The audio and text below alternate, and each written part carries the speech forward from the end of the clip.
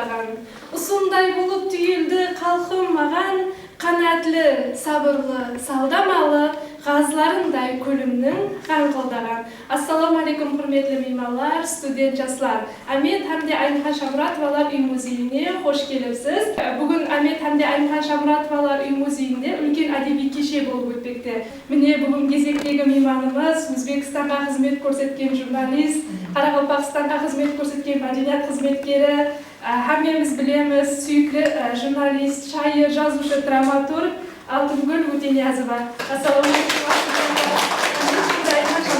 музейіне қош келіпсіз. Ассаламу алейкум, Хамеге. Мен сізді көріп тұрғанына жүдә қуаныштымын. Халқымыз өзі қызларын сыйлаған халық.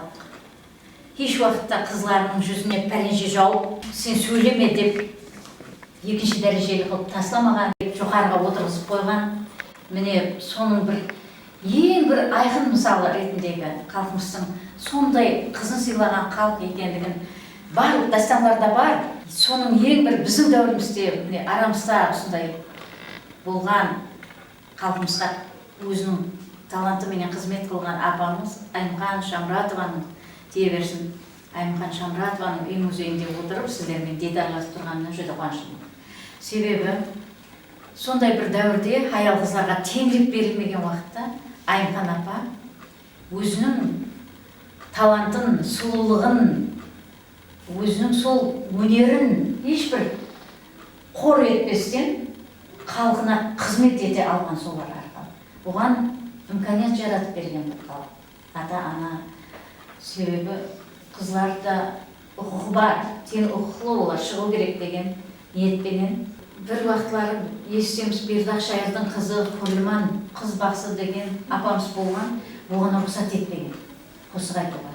Болмаса сондай сыңғырлаған дауысы болған, жүдә әжайып бақсы болған. Әзіргі бақсы қызлардың көріп отырып, мен көз алдыма сол апа келеді, Барқұла сол апа көз алдыма келеді. Қосық айта алмай қалған. Бірақ бәрібір қыз бақсы болып халықтың алдында, атында, жүрегінде қалғанда, бәрібір өзінің ықыласыменен. Енді Аймхан апалар халық қайран қалған, сондай бір Құдай берген тие берсін. Сондай дәрежеде хәттегі самолет өтіп баратса да, аспанда самолет ұшып баратыр, ішінде Аймхан ағлап баратыр деп қосық айтады екен адамдар. Аймхан апа шетелдерге барып та өзінің қосығын айтып жүргенін біледі. Әуез етіп, самолеттің ішінде Аймхан бар деп ойлайды екен. Сондай дәрежеде бір әжайып инсан болған Аймхан апа. Ибраим Юсупов халқымыздың сүйіклі шайыры. Ибраим аға актрисаның ықпалы деген лиродрама жазады. Дым әжайып оқыған шығарсыз. Мен хайран қаламын оқып отырып. Қалай жазды екен бұны деп. Әрбір уақияны қосықпен жазады. Диалогларын қосықпен. Ұйқасып кете береді. Һәм соның ішінде Қарақалпақ қызы, Акуай бір Қарақалпақ қызының сол алыс ауылдардан, сондай теңдік жоқ жерден бұл қыз бала ғой, не бар бұған деген көзқарастардың бәрін жеңіп, сондай сахналарға шығып, халықты таң қалдырғанына хайран қаласаң оқып отыр. Сол уақиялардың бәрі бар ішінде. Ибраим аға сондай шеберлеп жазған. Ибраим ағаның әмме шығармасын таң қалып оқимын да. Енді бұл актрисаның ықпалын оқысаң, Аймхан апа тіріледі өйді. Оның жасылығы, оның сол бір уақытлары сахнаға қиыншылықтар менен келуі, ең бірінші тартынып тұрғанлары, тартынып, қысынып, қалай болар екен деп тұрғанларынан басылап, ең кейінде сол театрдың, адамдардың жүрегін жаулап алғаны бар. Сол Аймхан апалар арқалы, драма Өтеевлар арқалы тие берсін. Сондай бір әжайып тарихы. Алhamdulillah, жүргізушілікке қалай қойған, қолыңызға бірінші қиын қалуға дейсіз. 5-ші класс. Сол уақытта ең бірінші классымда Амангүлдер көп еді, 3 Амангүл деген қыз бар еді. Сол Амангүл туралы Амангүлдер деген мақалам шыққан 7-ші газетасына. Содан қызып кеткен мен. Һәм сол жылы 5-ші класс уақытында кішкентай бір інім, мен өзімнен кішкентай інім бір күшік тауып әкелген, жүдә қараусыз қалған жүрген. бұл күшікке қамқорлық еткенбіз, екеуміз жақсылап сол жылы. Сол күшік жақсы болып келе болып кеткен, һәм біздерге жүдә үйренісіп, біздер қосық айтсақ қосылып, қосық айтып аңғалдап отыратын еді, сәлем беретін еді, сондай толқыларына күліп, сол күшігіне арналған қосық жазғанмын. Ең бірінші қосығым сол. Ассалаумағалейкум, қош келіпсіз. Менің сұрауым, өзіңіздің дәстүрлі мұғалімдеріңіз хақында айтып берсеңіз. Рахмет, жүдә дұрыс сұрау, жүдә қызым. Атың кім? Наргиза. Наргиза? Да. Рахмет, Наргиза. Ажайып сұрау. Расында ұмыта алмайды адам ұстазын. Өзің ата-анаңдай қадірдан болып қалады. Еш ұмыта алмайсың оны. Ең бірінші ұстазым, менің Дәулетмұрат Алланиязов теберсін. Бірінші әріп жазып үйреткен, бастауыш класста ер адам оқытқанда, соның классымызбенен бәріміз сол жақсылап тұрмайтын ек мұғалімді почеркіміздің әмесі бастауыш класс мұғалімізге ұсап кеткен. Басқа класстағылар хайран қалатын еді. Мына класс не бәрі бірдей почеркі деп та. Ондай болу мүмкін емес қой деп. Қарасақ бәрі мұғалімізге ұсаған. Кейіннен бір 4-ші класста бір мұғалім келді. Мен бастауыш класстан үлкен классқа өттік, математикадан оқытатығым.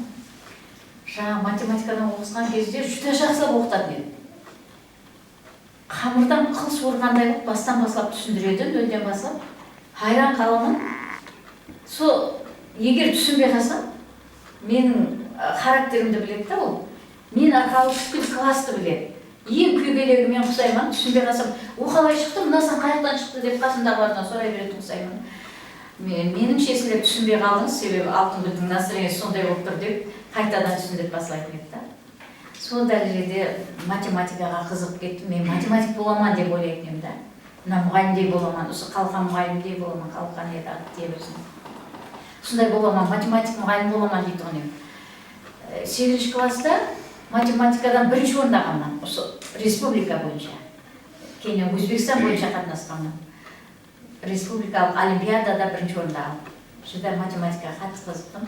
Бірақ журналистикаға болған қызығушылығым жүдә бір одан басым болған. Бірақ ұстазларым себепті математиканы жүдә жақсы көрдім. Ұстазларымды еш ұмытпаймын оларды. Алтынгүл апа, енді оқып тәлім алғандарыңыз, студентлік алтын дәуіріңіз хақында тоқталып өтсеңіз. Әлбетте, студентлік алтын дәуір дейді. Алтын дәуір дегенше алтын дәуір. Бұл дәуір.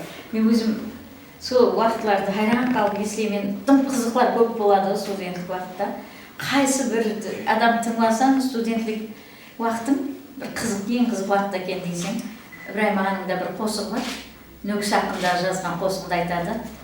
Бұнда еске түсер гулеп өткен жасылым деп. Гу өтіп болды. Оны қайтара алмайсаң, бірақ қызық. Мен студент болған уақытым сол қазіргі Қарақалпақ мемлекеттік университетінде оқығанмын, журналистика бөлімінде. Қазір ол имарат бар, біздер оқыған имаратлар, біздер жасаған жатақхана имараты да бар.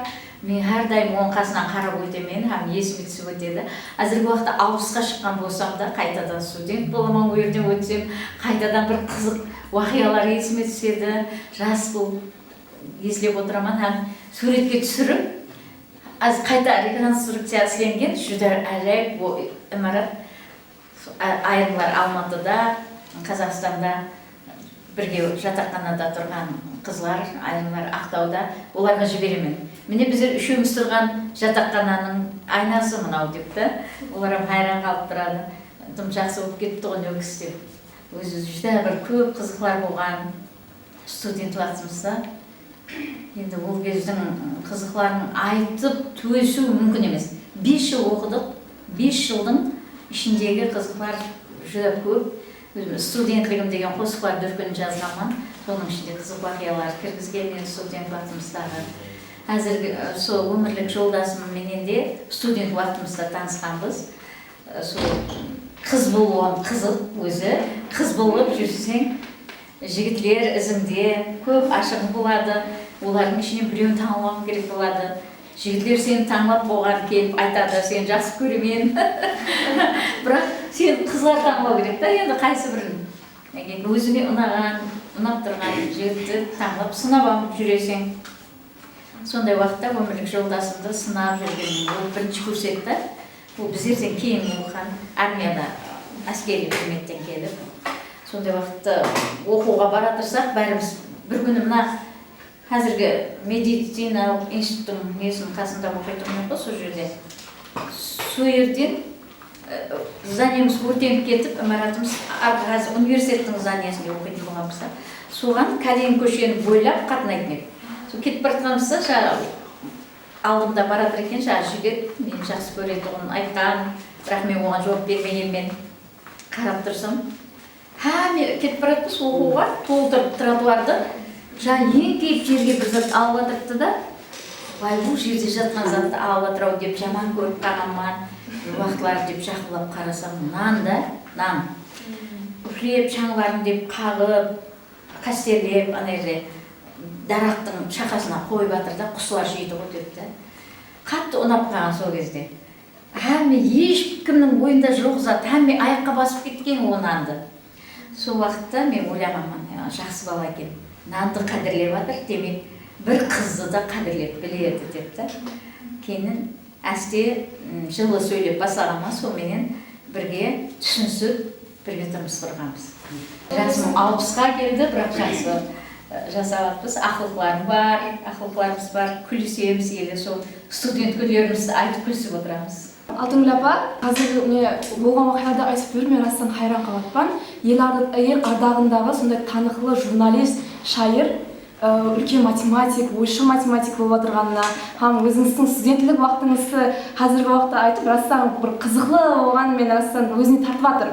Мендегі өзімнің сұрауым, Дағыстанның шайыр Расул Гамзатовтың сөзі бар. Менің ана хақындағы сезімдерімді неше томлы кітапларға сыйдыра алмаймын деген. Менің сұрауым сондан ібарат, өзіңізде сізге өмір жолына тәлім тәрбия берген ата-анаңыз, қайнене, қайнатаңыз хақында кішігірім айтып берсеңіз. Рахмет қызым, хақиқатында да ата-ана туралы, қайната, қайнене туралы айту біздердің уазипамыз. Себебі сабақ болу керек жастарға, қандайдыр үлгі көрсетуіміз керек.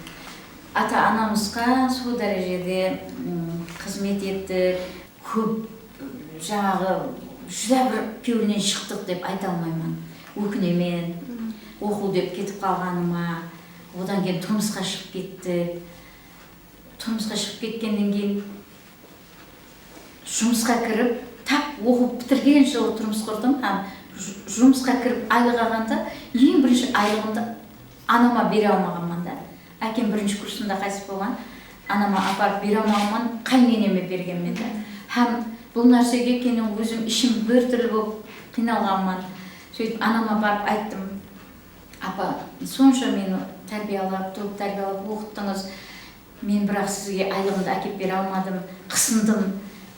Бір үйде жасағаннан кейін, ортаға жинайтын болғаннан кейін қайненеме бердім десем, анам айтқан, неге қысынасың? Дұрыс қыласың, қайненеңе бер.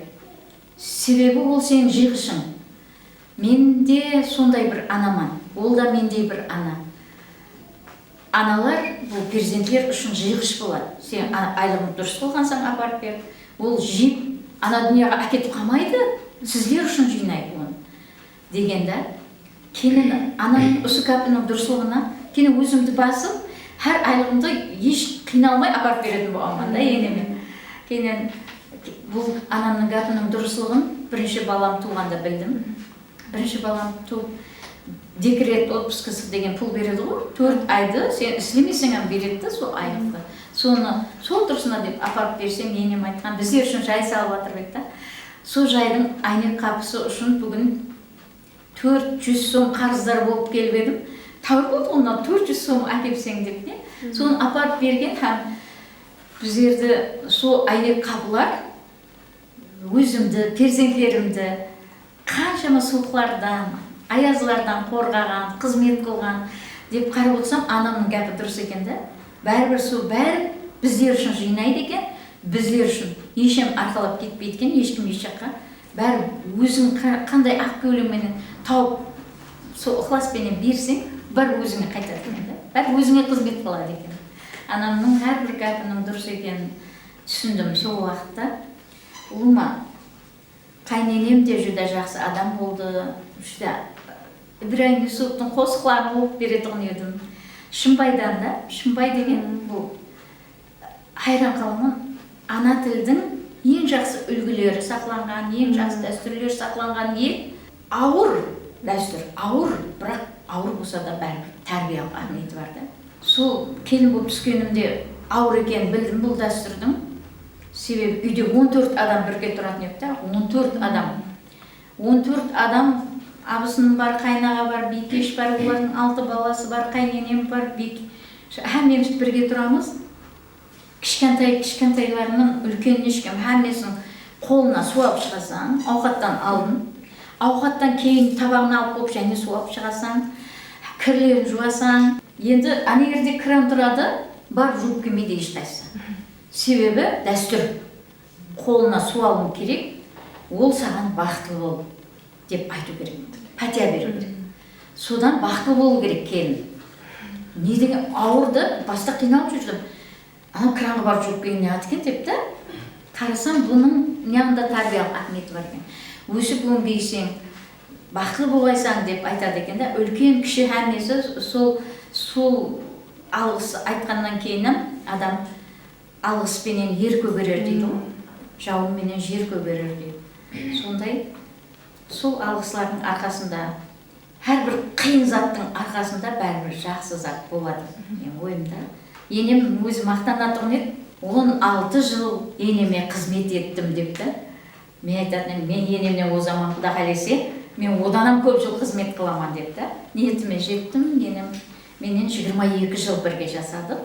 Енем 22 жыл өткеннен кейін 82 жасында дүниеден өтті.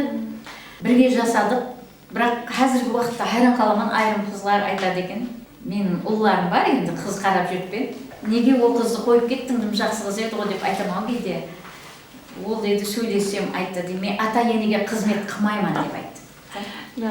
Ата енеге қызмет қылуды қаламаймын деп айтты дейді. Ал айта берсін, бәрібір қыз уақытында кім айтпайды? Кейіннен қызмет қылатын шығар, бәрібір пікірінен қайтып қалатын шығар. Жақсы бір сөзлерді естіп, жақсы. Яқ дейді, мен маған ондай, ол келешегін ойламай тұрыпты дейді. Ертең өзіңнің ата ене болатығын білмей тұрыпты дейді. Қазіргі балаларым ақылы, қызларым ақылы. Қайран қаласың. Енді бірақ мен қызларыма айтарым, тұрмыс құрып жатырған қызларға айтқым келеді. Айналайын, сұлу қызларым, бай болуды ойлама, бай болма, бақытлы бол. Бақытлы бол. Бақытлы болсаң, бүткіл дүнияның есіктері ашылады. Мен де мысалы өзім хайран қаламан, өмірлік жолдасым менен сол сарайда жасап жатырғандай жасадым да, бірақ сарай емес. Жаңа салынған жай, әттегі төбелер бастырылмаған екен. Төбелер анадай не деймін сәзін, натяжный потолоклар қояды ғой. Потолок жоқ екен да, мен оны ойламаппанам. Қыз көрдік, ұл көрдік, қуанып деп бақытлы болып жүре бергенмен да, қызым 10-шы класс бітірген уақытта класстастарынан бірінші болып оқуға кірді да. Себебі ол кезде кейіннен 3 жылдық болып лицейге, колледжге жіберді. Мен қызым мектепте оқып бірінші болып біткенде. Оқуға кірді бірінші болып бюджетке. Сол уақытта сен класстастарың шақырайық, әммесі тілектес болып жүріп еді. Сен бірінші болып кірдің әм класстастарыңнан десем, я шақырмаймын деді. Мен мына үй аламын, мына ши ағып тұрған үйден дейді. Қарасам ши ағып тұр екен үйімнің. Соған ешкім білмеген екенмін, сарайда жасап атпан деп ойлаған екенмін. Өзімді бақытлы сезген екенмін да. Неге десең, қызым оқуға кіріп жатыр, балаларым өсіп жатыр. Олар қызық әпілерді айтады.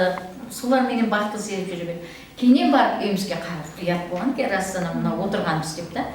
Балаларың ер жетсе ғана былай ұмтылады екенсің да.